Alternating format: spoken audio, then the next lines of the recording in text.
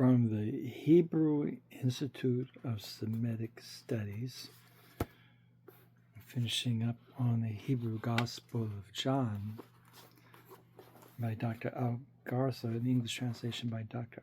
Garza. The word Hebrew is an English word we have for Ivrit in Israel. The language has always been called Ivrit. And today I'm looking at the necessity to do 2 chapters because this event goes beyond chapter 18 and chapter 19. And so I'm going to read now. If you'd like to get this Sefer Press Publishing, this is from medieval Hebrew manuscripts, older than our King James and Spanish Bibles. This is from ancient Hebrew texts, and mostly, yes, there's 11 different manuscripts. Some of them are older than others, some more modern than others. But he did a good job. He gave it in English translation. He shows you the original Hebrew script and the Ivrit script, and then transliteration. So I'm going to read the English, beginning with verse 1. When Yeshu'a had spoken these words, he went with his Talmidim over the brook Kidron, where there was a garden, to which he entered, he and his Talmidim. And Yehuda also, who betrayed him, knew the place, for Yeshu'a often went there with his Talmidim. And Yehuda received a band of men and officers from the chief Kohanim and Pharisees, and they came there with lamps and torches and weapons. And Yeshu'a knew all things that would come upon him. And he went forth and said to them, Whom do you seek? And they answered him, Yeshu'a of Nazareth. Yeshu'a said to them, I am he. And Yehuda also, which betrayed him, stood with them. As soon then as he had said to them, I am he, they went backward and fell to the ground. And he asked them again, Whom do you seek? And they said, Yeshu'a of Nazareth. And Yeshu'a answered, I have told you that I am he. If you seek me, let them go their way. That the saying might be fulfilled which he spoke. Of them which you gave me, I have lost none. And Shimon Kepha, having a sword, drew it and struck the servant of the Kohen HaGadol and cut off his right ear. The servant's name was Malachi. And Yeshu'a said to Kepha, Put up your sword into the sheath. The cup which my Father has given me, will I not drink it? And the band and the captain and the officers of the Jews took Yeshu'a and bound him, and led him away to Hanan first, for he was father-in-law to Caiaphas, who was a Kohen HaGadol that same year.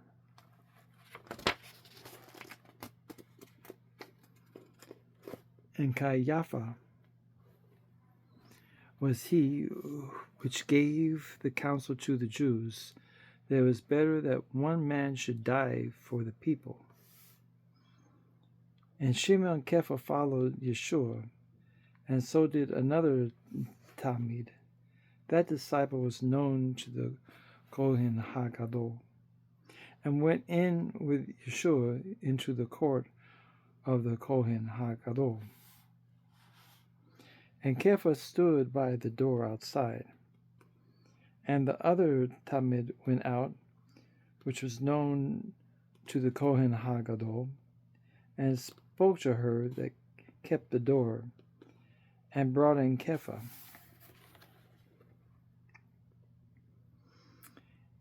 And the maid that kept the door said to Kepha, "Aren't you also one of this man's Talmidim?" He said, "I am not." And the servants and the officers stood there, who had made a fire of coals, for it was cold, and they warmed themselves. And Kepha stood with them and warmed himself. And the Kohen HaGadol asked Yeshu'a about his Talmidim and of his teaching. And Yeshu'a answered him, "I spoke openly to the world. I always taught in the synagogue and in the temple, where the Jews always meet, and I have said nothing in secret.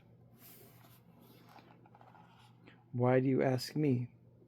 Ask them which heard me what I have said to them. Behold, they know what I said." And when he had spoken, one of the officers which stood by struck Yeshu'a with the palm of his hand, saying, "You answer the Kohen HaGadol like that?"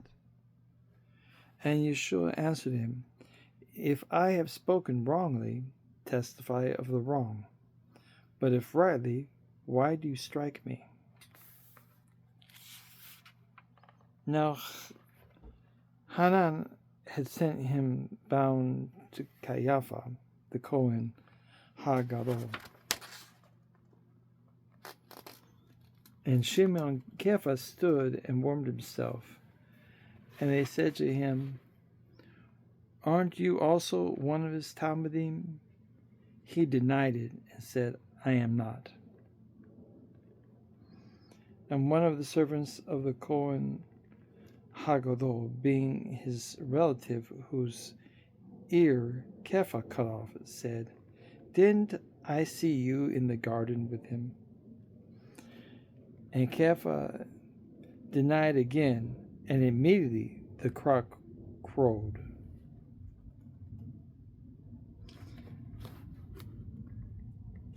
And they led Yeshu'a from Caiaphas into the house of judgment. And it was early, and they themselves did not go into the house of judgment, lest they should be defiled, but that they could eat the Pesach. And Pilate went out to them and said, "What accusation do you bring against this man?" And they answered and said to him, "If he were not a doer of wickedness, we would not have delivered him up to you."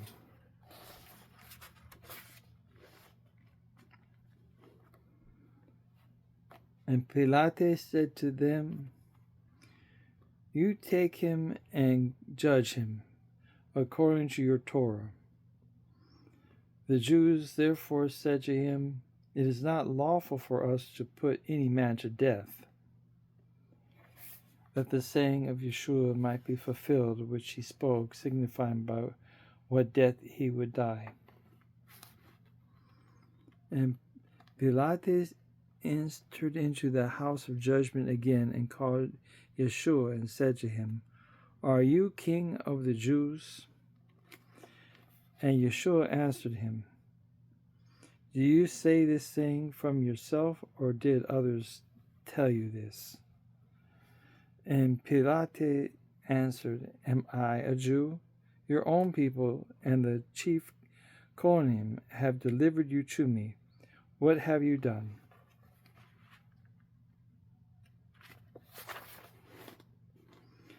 And Yeshu'a answered, my kingdom is not of this world. If my kingdom were of this world, my servants would fight, that I would not be delivered to the Jews, and my kingdom is not from here. And Pilate said to him, are you a king then? And Yeshu'a answered, you say that I am a king. To this end I was born. He said, to this end was I born, and for this reason I came into the world, that I would testify to the truth. Everyone that is of the truth hears my voice. And Pilate said to him, what is truth? And when he had said this, he went out again to the Jews and said to them, I find in him no fault at all. And you have a custom that I should release to you one at the Pesach. You wish therefore that I release to you the King of the Jews? They all cried again, saying, not this man, but Barabbas. And Barabbas was a robber. And then Pilate took Yeshu'a and scourged him. And the soldiers twisted a crown of thorns and put it on his head, and they put a purple robe on him. And they said to him, Shalom, King of the Jews. And they struck him with their hands. And Pilate went forth again and said to them, behold, I bring him to you, that you may know that I find no fault in him. And Yeshu'a came forth wearing the crown of thorns and the purple robe. And Pilate said to them, behold the man. And the chief Kohanim and officers saw him, and they cried out, saying, crucify him, crucify him. Pilate said to them, you take him and crucify him, for I find no fault in him. And the Jews answered him, we have a Torah, and by our Torah he should die, because he made himself the son of Elohim. Okay, this is why they said he crucified. So no denying, then Yeshua is identified as the son of Elohim. And when Pilate heard that saying, he was more afraid, and went out again into the house of judgment, and said to Yeshua, where are you from? But Yeshua gave him no answer. And Pilate said to him, you do not speak to me? Don't you know I have power to crucify you? And I have power to release you. And Yeshua answered, you could have no power at all over me unless it was given you from above. He that delivered me to you has a greater sin. And from that time Pilate sought to release him, but the Jews cried out, saying, if you let this man go, you are not Caesar's friend. Whosoever makes himself a king speaks against Caesar. And when Pilate heard that saying, he brought Yeshua and sat down in the judgment seat in a place that is called the pavement, but in Hebrew, Gabata. And it was the preparation of the Pesach, and about the 6th hour. And he said to the Jews, behold your king. And they cried out, away with him, crucify him. And Pilate said to them, will I crucify your king? The chief Kohanim answered, we have no king but Caesar. And he gave him to them to be crucified, and they took Yeshu'a and led him away. And he, bearing his cross, went forth into a place called the place of a skull, which is in called Hebrew Golgotha.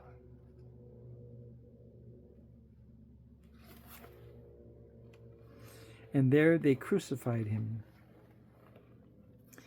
and 2 others with him, one on either side, and Yeshu'a in the middle. And Pilate wrote a tablet and put it on the cross. And the writing was, Yeshu'a of Nazareth, the King of the Jews. And many of the Jews read the tablet, for the place where Yeshu'a was crucified was near the city, and was written in Ivrit and in Greek and Latin.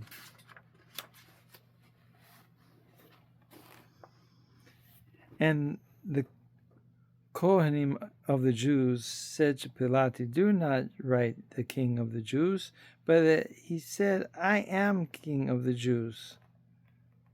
And Pilate answered, what I have written, I have written.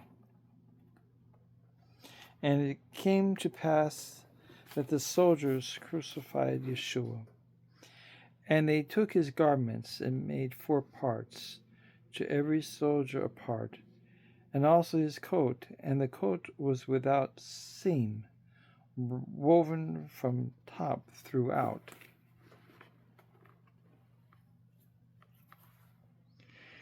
And they said among themselves, let us not tear it, and let us cast lots for it, whose it will be, that the scripture might be fulfilled, which said, they parted my garments among them, and for my clothing they cast lots. Psalm 22:18.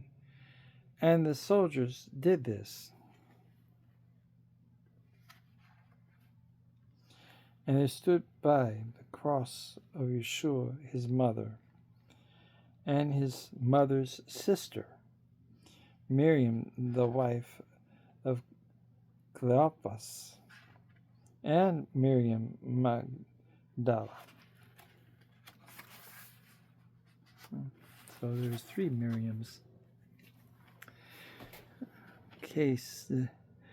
And it came to pass that Yeshu'a saw his mother, and the Talmud standing by, to whom he loved. And he said to his mother, woman, behold your son.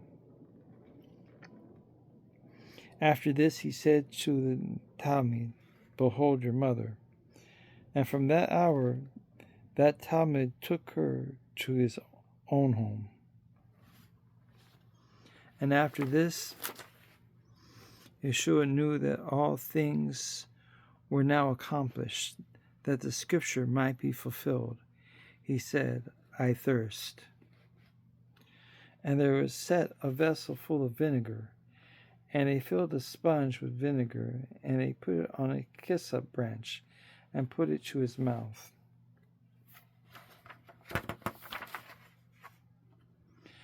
And it came to pass that Yeshu'a received the vinegar, and he said, it is finished. And he bowed his head and gave up his ruach.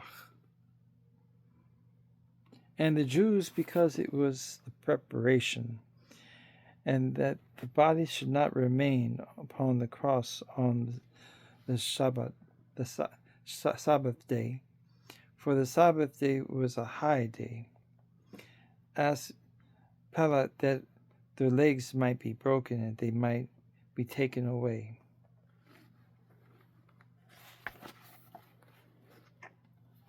So this wasn't the weekly Sabbath, but it was the feast, first day of feast unleavened bread, which is a high holy day, a Sabbath day of rest. There's not supposed to be any work done on it. So that week there were 2 Shabbats.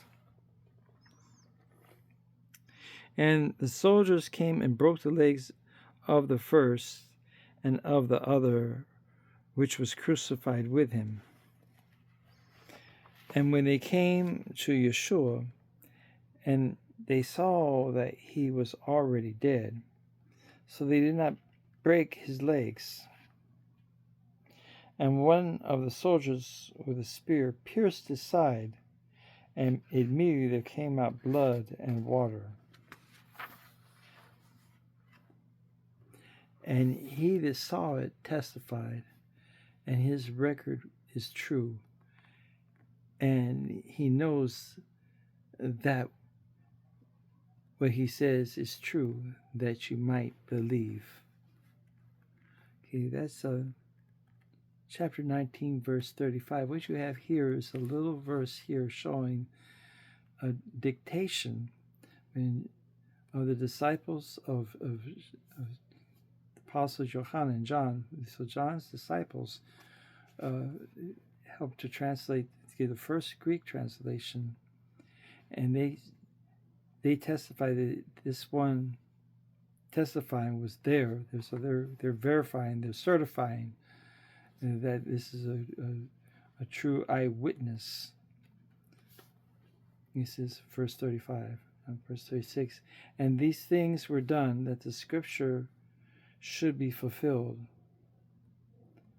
A bone of him shall not be broken. Psalm 34 and 20. And again another scripture said, they shall look upon him whom they pierced. Zechariah 12 and 10. And after this, Joseph from Arimathea, a Talmud of Yeshu'a, and secretly for fear of the Jews, asked Pilate that he might take away the body of Yeshu'a, and Pilate gave him permission. He came and took the body of Yeshu'a, and Nicodemus also came, which at the first came to Yeshu'a by night, and brought a mixture of myrrh and aloe, about 100 litra weight.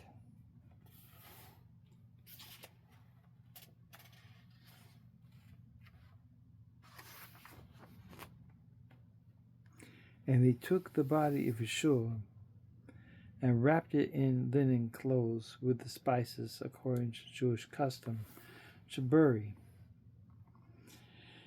And in the place where he was crucified, there was a garden, and in the garden a new tomb, in which a man was never laid. And they laid Yeshu'a there because of the Jews' preparation day, for the tomb was nearby.